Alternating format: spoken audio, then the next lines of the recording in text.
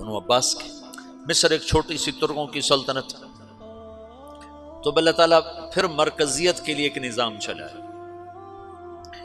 دو لشکر آپس میں لڑ رہے ہیں ایک میدان میں، ایک جنگلی بدوؤں کا قافلہ، جنگل کے لوگ اپنے قبیلے کو لے کر، ایک جنگلی قبیلہ اپنے سردار کے ساتھ نقل مکانی کر رہا ہے ایک جگہ سے دوسری جگہ۔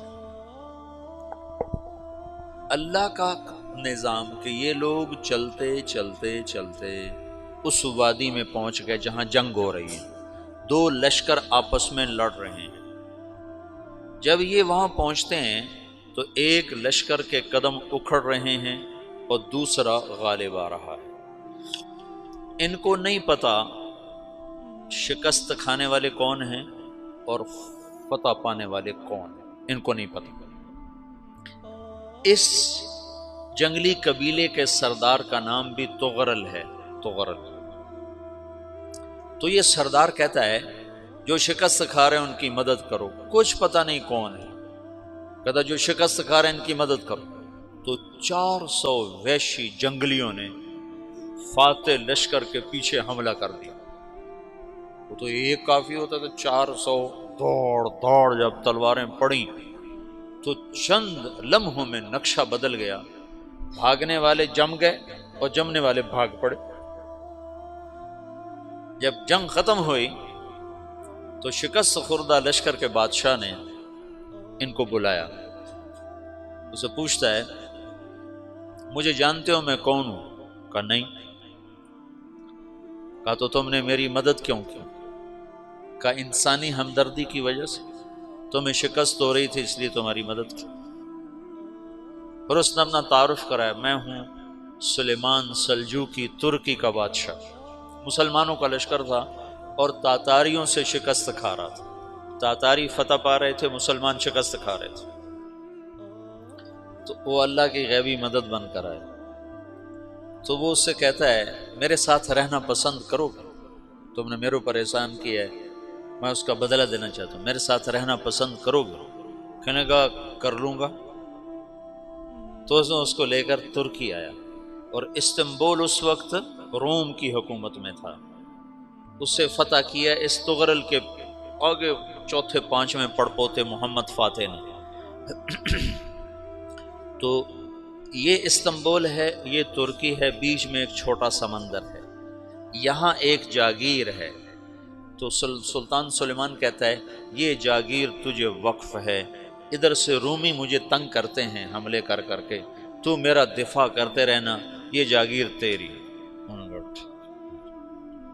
اس جاگیر پہ اس نے اپنے قافلے کو آباد کر دیا، اپنے قبیلے کو، اور ایک چھوٹی سی حکومت بنا لی، جو ایک صوبہ سمجھو سلمان سلجوقی کا، وہ ایک چھوٹا سا صوبہ ہے۔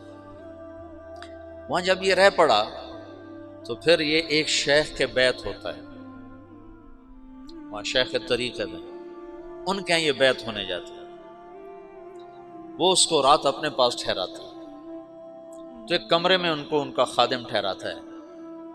یہ جب کمرے میں جاتا ہے تو سامنے دیوار میں طاقچے پر قرآن پڑا ہوا ہے۔ تو یہ تغرل بیگ کہتا ہے یہ کیا ہے، یہ کیا ہے؟ تو وہ خادم کہتا ہے یہ کتاب اللہ ہے، قرآن ہے۔ اچھا، وہ اس کو وہاں چھوڑ کے باہر چلا جاتا ہے۔ وہ دیہاتی آدمی، جنگل کا رہنے والا، پہلی دفعہ زندگی میں قرآن دیکھا، وہ کہتا ہے یہ قرآن ہے، اللہ کی کتاب ہے، میں اللہ کی کتاب کے سامنے سو جاؤں، کتنی بے ادبی ہے۔ تو اس نے ایسے قرآن اٹھایا اور سر پہ رکھ لیا اور کھڑا ہو گیا، ساری رات قرآن سر پہ رکھ کے کھڑا رہا۔ رات کے پچھلے پہر اس کو خواب آیا، کھڑے کھڑے اس نے دیکھا کہ اس کی پشت سے ایک چاند نکلا اور شیخ کی بیٹی کے سینے میں جا کے اتر گیا۔ پھر اس لڑکی کے سینے سے ایک درخت نکلا جو پھیلتے پھیلتے پھیلتے 3 بر اعظم پہ چھا گیا، افریقہ پر، یورپ پر، ایشیا پر۔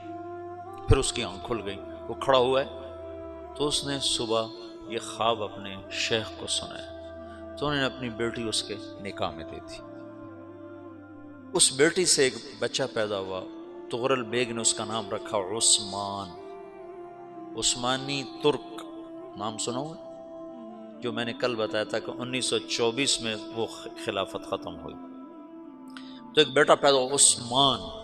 عثمان نے پھر ایک نئی اسلامی حکومت کی بنیاد رکھی جو 1924 تک چلتی رہی، کوئی 800 سال یہ حکومت چلی۔ تو حکومت کا شیرازہ بکھرا لیکن پھر جڑ جاتا تھا، پر وہ قرن اول والا جوڑ کبھی نہ پیدا ہوا، ٹکڑے بن گئے۔ ان ٹکڑوں میں اللہ لوگ پیدا کرتا رہا جو دعوت دیتے رہے، دعوت زندہ رہی۔ جو تربیت کا نظام تصوف کے ساتھ تھا اب وہ تبلیغ کے ساتھ۔